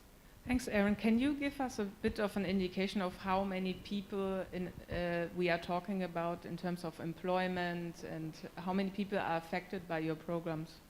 So far, I mean, we have projects across 8 countries in West Africa, and specifically for the small cooperatives, we have about 400 small cooperatives across these 8 countries, each of them made up of 600 individual women who have infrastructure like warehouse and other tools that enables them produce and sell. And so it's like 400 by 600 across the West Africa region. But specifically in Ghana, one of the projects we run, as I mentioned, is the Invest for Jobs. In year 1, we had about 1,200 jobs, direct jobs created, women in jobs with consistent income, 400,000 private sector investment. We are in the 2nd year. We have other projects also funded by USAID and other donors. Excellent, thank you very much. Then I come to my 3rd guest, Serene from DHL. I'm sure everyone knows DHL, Global Forwarding, which is the B2B section of DHL. And Serene has also a little secret. He's a cyclist champion. And when I read that in your profile, I knew you were passionate about cycling, but it was very impressive to read that. But for cycling, the environment is also an important aspect. So is it for your business and your company, which is into logistics. So which activities are you specifically trying to target to support and protect the environment? Thank you, Stephanie. If you start with cycling, I may stick in there and divert from the topic. It's such a great activity, you know, decarbonized way of commuting. Of course, has benefits and has a huge impact on traffic. You can see cities like the Netherlands, which are extremely cycling friendly, and we're trying to promote the same here in Ghana. Definitely, before I talk about CSR, you just allow me to, to clarify that CSR is not patronage, and I think you touched base on that. It's not sponsorship. You know, this concept of EHG, which is, related to environment, is more talking to companies who have assessed their impact on the environment, so they know their footprint on the environment, and they have engaged a set of actions through 2 dimensions. The first one is offsetting. And when we talk about cycling, of course, it's when it is related to a greener way of commuting, it becomes an offsetting approach. Tree planting is something, because you ask what we're doing in Ghana, is also part of offsetting. Last year, we planted over 1,000 trees. And of course, there are other projects like the e-mobility, which we can touch base later on in this communication. But there is more we are doing, which is insetting. And insetting is not trying to positively impact the greenhouse gas emitted already in the environment. It's being neutral in our corporate or core business activities. Just to give a few examples, since 2021, last year, the DHL Global Forwarding has 100% neutralized decarbonize all the LCL, which is the ocean freight consolidation business worldwide. So if you are engaging with us, you have zero impact on your level 3 emissions. And in terms of air freight, we also have committed to 33 million of sustainable aviation fuel, which is also zero impact on the environment. So there is no additional CO2 emissions that are being released in the environment. And we're doing the same for FCL now, which is the full container load ocean freight, and this one will come with a premium because the LCL is without additional cost to the customers. The FCL will come with the premium, but the good thing is, you know, all this approach, which is a science-based, have been certified by HGS, so our customers can book, but also claim their certificate on the reduction of their own CO2 emissions. Thank you. I mean, I think both of you made a case about what CSR is, and I think my next question also goes to Linda again. Does social responsibility and business success always go hand in hand from your perspective, or does it have to be does it have to go hand in hand? From where I sit in the garment industry, it's very important. Your success should be linked to everybody in the factory, as far as I'm concerned. So, for instance, if we set a target and we meet it, we all share the bonus. Everybody gets it, including the cleaner. So, for us, it is a shared responsibility and therefore shared success. So being responsible for your environment and the people you're working with, it should be tied into everything the business stands for, as far as I'm concerned. Very nice. How will you be affected by the new supply chain law in Germany and possibly Europe? This question goes to Aaron. Thank you. For us, it is positive news. A little bit background.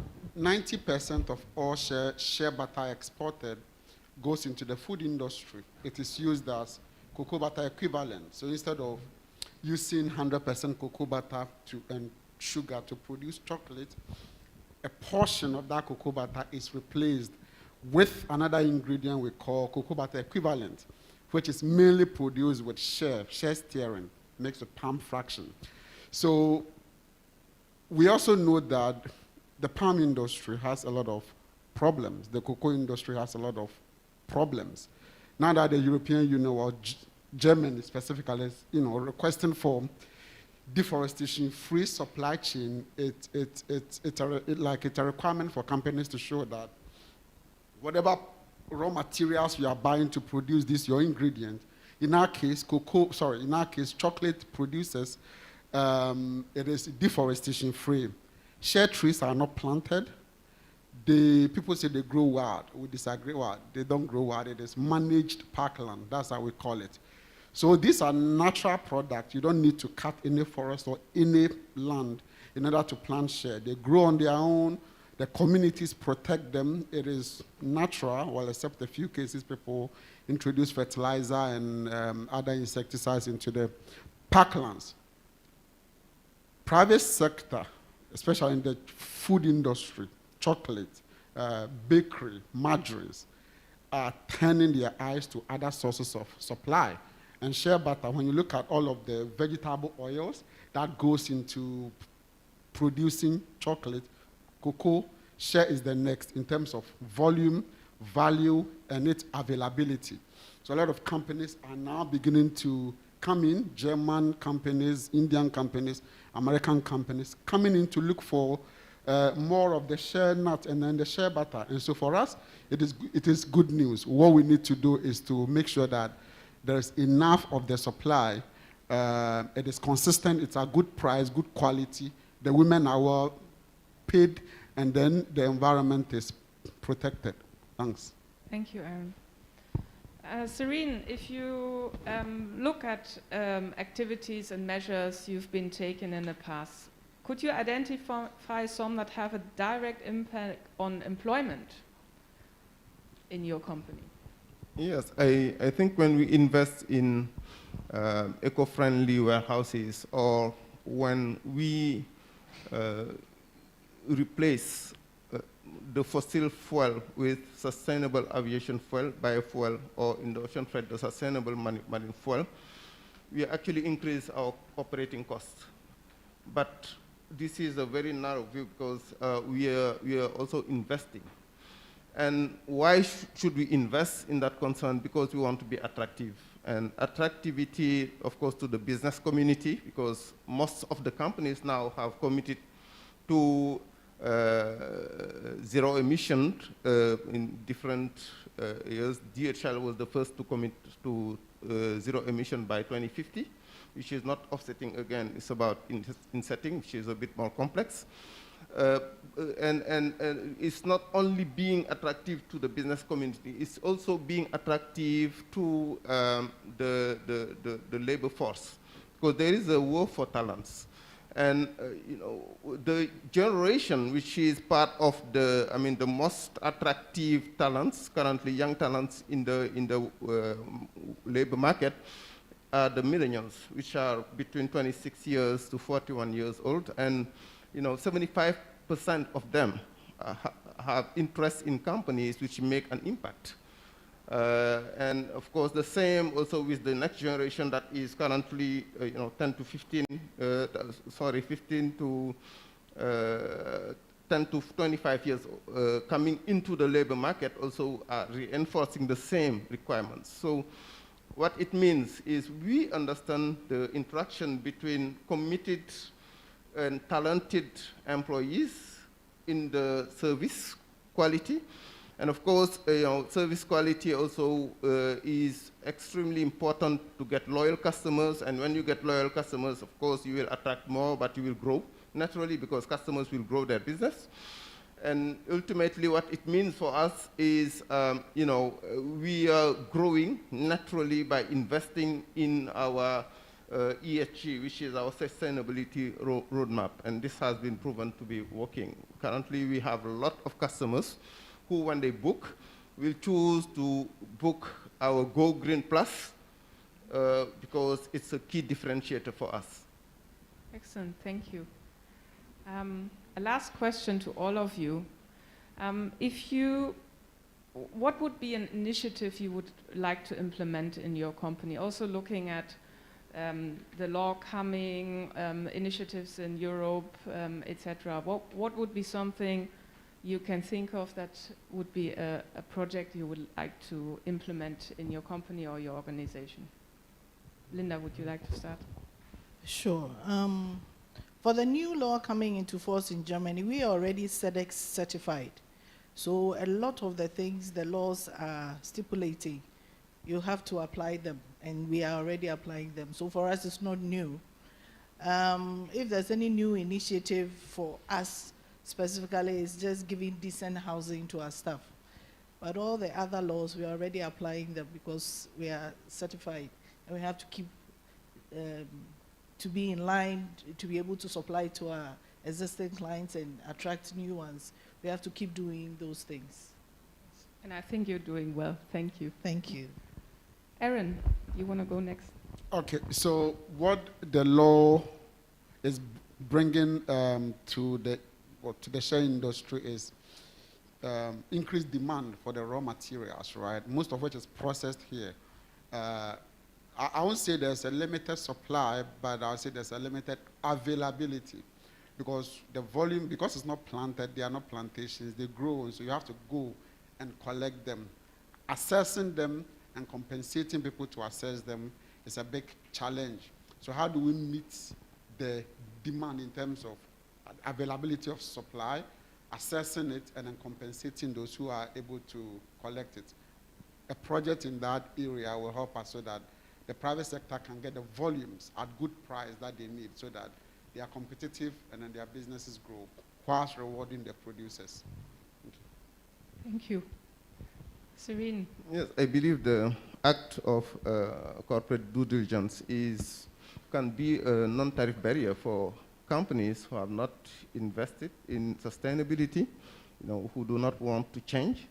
But of course, it's a competitive edge for companies who have already started this journey. And for me, what we would like to invest, especially in Ghana for the next years, is to use mixed energy for our trucks, because it's something that is working, using solar on normal trucks, and which is a reduction, because it's not only about burning clean.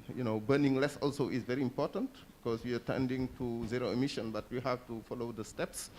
And that is something we are already working on to make sure we, again, set the path, be at the forefront of innovation. But we also have other projects, like the e-mobility, because by 2030, our group has committed to 60% of our delivery vehicles to be, eco-friendly. That's something we are currently working on to be ahead of that plan. Thank you very much, all of you. I think we've heard a lot of interesting examples and a lot of initiatives today. And like Linda said, we are already, you are already there. You're already implementing certain activities, so you are ready for what is coming next. I still would like to emphasize the fact what Mr. Knapp also said. If a company has the feeling they are not ready, please speak to us. We are ready to support. We are also looking at starting a pilot project with the Global Shia Alliance on implementing some measures, some trainings for the new law coming up. And now I think, thank you very much. If you just stay seated for the last 15 minutes, we will open up the room for questions. If the room or also the virtual participants have any questions to our panelists, to our speakers, now would be a good time. The room looks quiet.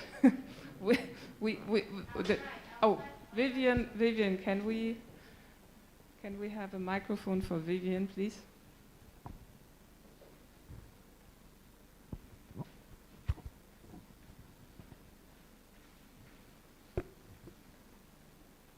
Thank you very much to our wonderful panelists. A lot has been said during this short period. I must say that you have all articulated your points clearly, and they are on point, because for me, even as a small company operator, I've come to realize that best practices are actually cheaper than cutting corners. Madam Linda made it clear. She said what? She said, you need a strong workforce. Your staff must be healthy. When they are healthy, they will turn up for work. When they know they are part of the family, they give in their all. I'll use my situation as an example. Because every staff of ours think that every benefit is also theirs, they go an extra mile to do that. How did we do this also with the waste collectors on the waste pickers in the sector? We are into e-waste and we are into plastic collection. So we deal mainly with scrap dealers, landfill waste pickers across country. What we were able to do was not much. Putting them on the health insurance scheme has actually increased our volume of raw materials that we collect. Because of what? Because of that niche of having the gap closed in terms of their health delivery.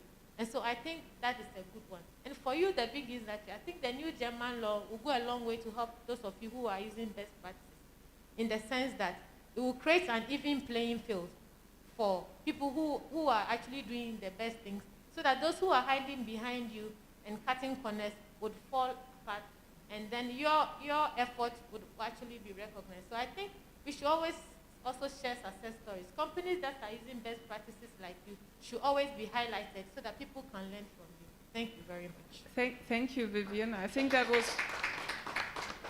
was the idea, to share these success stories amongst us. But I missed your question. Did you ask a question? No. Okay, thank you. Are there more questions in the room? Yeah, hello. Thank you very much. My name is Peter Anum. Thank you very much for the insights, and also do my heart out for the battery recycling and sterylene pump initiative. We're talking about social impact project and talking about CSR. I think one of the, when you put the two together, one of the key resources we sometimes not necessarily ignore, but almost all the time forget in our social impact investment, who would end up being our potential employees, our people. And that's talk about people in the future, then we talk about young people. So I'm kind of curious to know, how have we integrated the development of young people in, corporate social investment? I don't want to use the word project, but investment, because it's about the future, who will end up being our potential employees. Just curious to know, how we integrated their development in our social, by impact project. May I?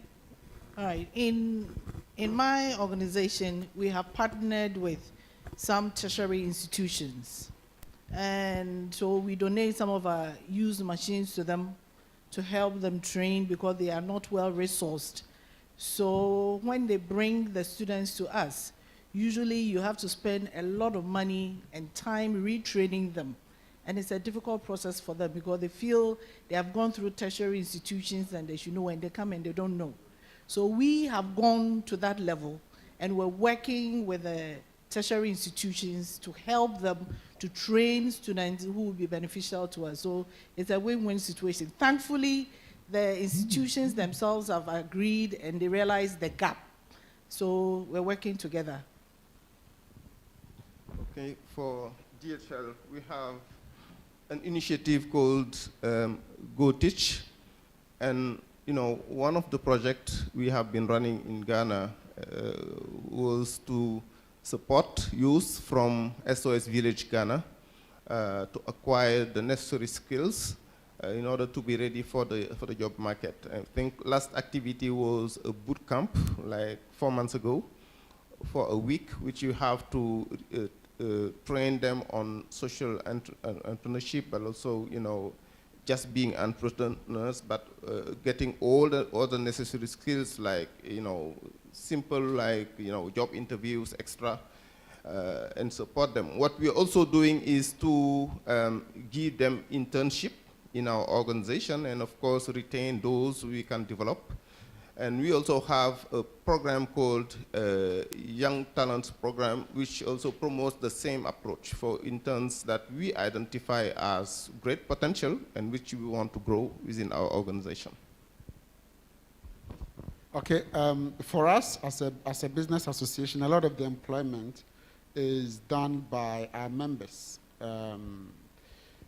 It is mainly the producers, the women share collectors, who the largest population are not the youth. But what we've done is that we have indicators on youth employed, and that all of the projects we are running with the private sector. So we count how many youth are employed as part of each of the projects that we run with our private sector.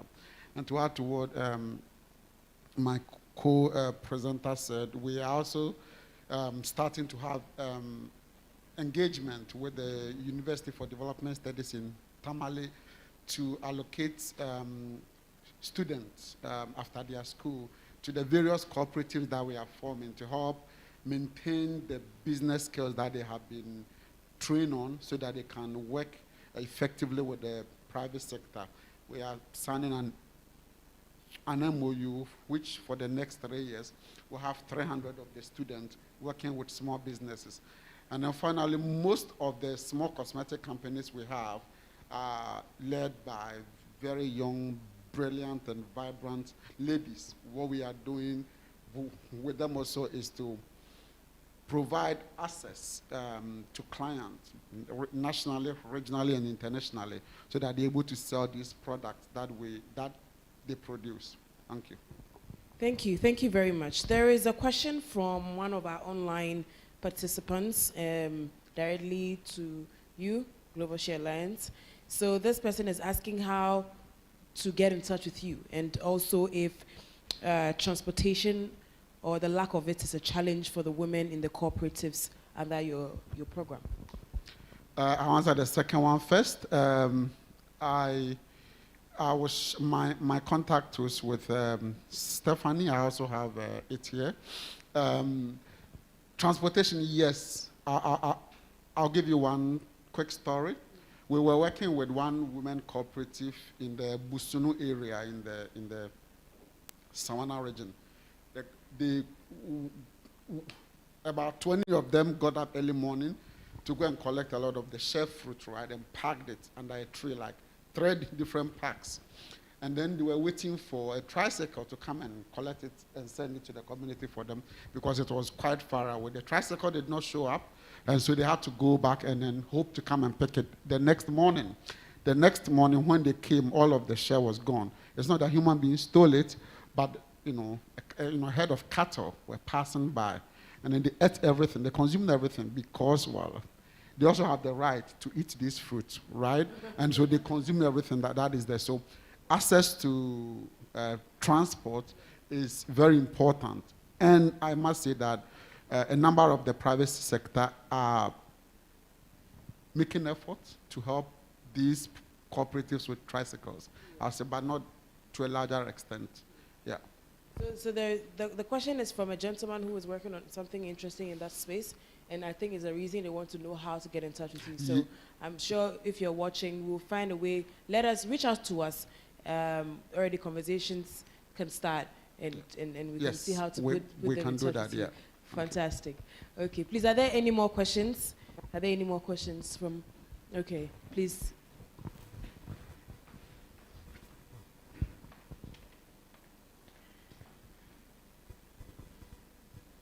My name is Jürgen Meinl. My question goes to Martin. Is there any plan to create a website where companies who go against the law being blacklisted? I ask this for a practical reason. We import some machines from Shanghai in China. We wouldn't know, and it will be very difficult to verify whether some parts of the machines coming from an area in China where they have enforced labors. How can we verify that? Thank you.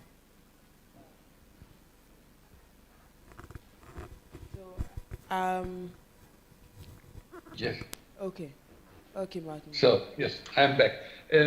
Yes, that's a very good question, but we still cannot give any answer to this. There won't be any blacklists. Yes, that's for sure, because this would be cause a lot of quarrels with the Chinese, and there won't be blacklists at all.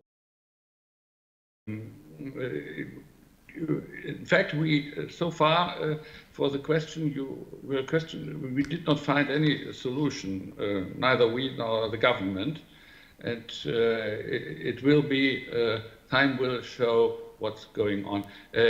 You can try what you can do. You can try to do what you can do. It's always you are always obliged to show that you are trying. You are not obliged to succeed. This is something you have to have in mind. If you can prove that you try to find out what's going on seriously, in that case, nobody can blame you. This is for sure. But there will be not a mechanism where you can be you rely 100% on it. In order to be sure that everything is okay. But if you show that you are trying to find out it's good, there's also an AHK in China you can apply to. Wonderful. Thank you. Thank you very much. At this point, we want to highlight one of the key areas of this event, which is the virtual exhibition. There are a few more companies who have exemplary stories, are doing phenomenal things in the social impact space, who are in our booths on the virtual platform. And it's going to be open the whole day today. So if you're a physical participant here, you have the liberty of joining or going on to the page called virtually, so you can see some of these companies interact with live booth managers who will tell you all that they're doing, and also see if you want to partner in any space or any shape or form. I will call my colleague Andrew Ayi. He will take us through a brief session or like a small orientation on how to use the booth or how to get. And for those of us who are joining online as well, once he also explains how we're going to do it, then you can be able to access the platform. Thank you very much to our panelists. You can take a seat, please. Let's welcome them. Let's appreciate them. Thank you very much. Okay, so over to you, Andrew. Thank you.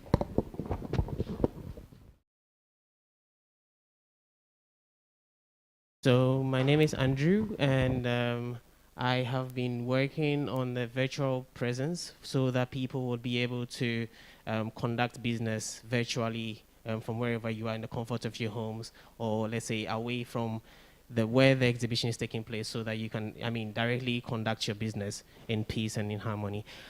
So this is the virtual platform. It's called Virtually. Virtually spelled differently. So VIRTUALI -AHK. So Virtually -AHK. Once you log on to the platform, this is what you see. At the moment, can you go back, please? So,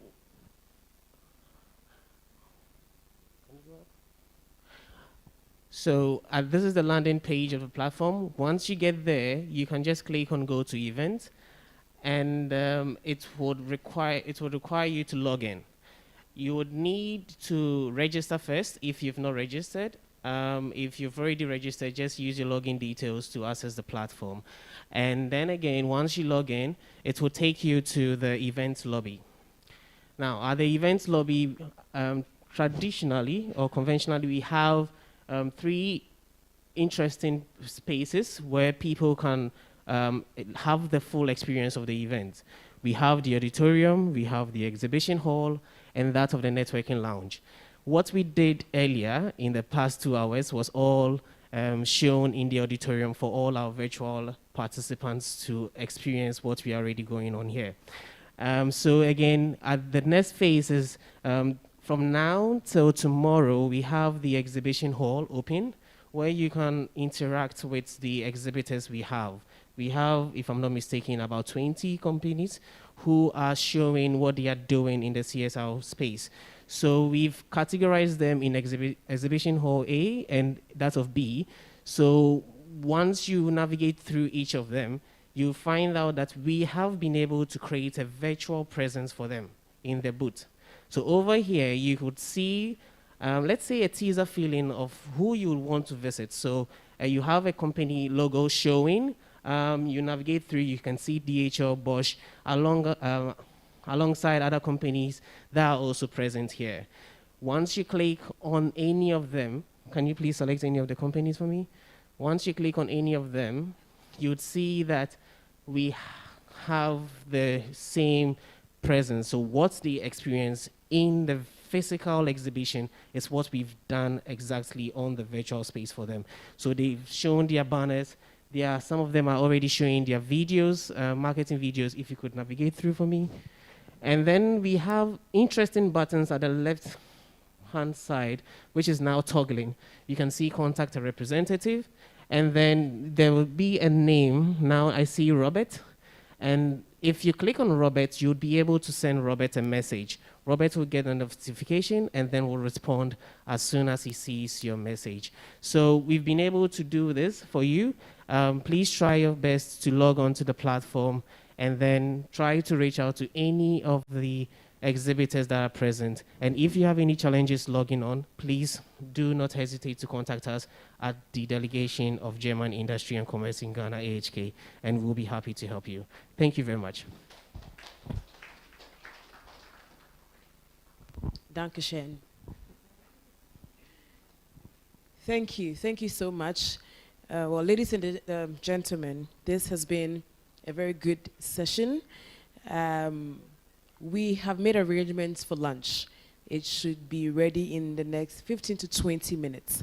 So at least within this few minutes, and it's going to come by very fast. So please network, meet somebody, exchange some knowledge, information, and for the virtual booth visiting as well, we would encourage you to take a little time, navigate now, and then at any point in time, you can be able to go and visit any of the 20 booths that have been set up. But thank you for coming, and we would give out some feedback forms. There are pens on your tables. Please take some 30 seconds to a minute to respond to the questions that have been given to you. They are very important to us as well. Thank you very much for being with us from the morning till now, and let's enjoy the rest of the day. My name has been and always is Esinam. Thank you.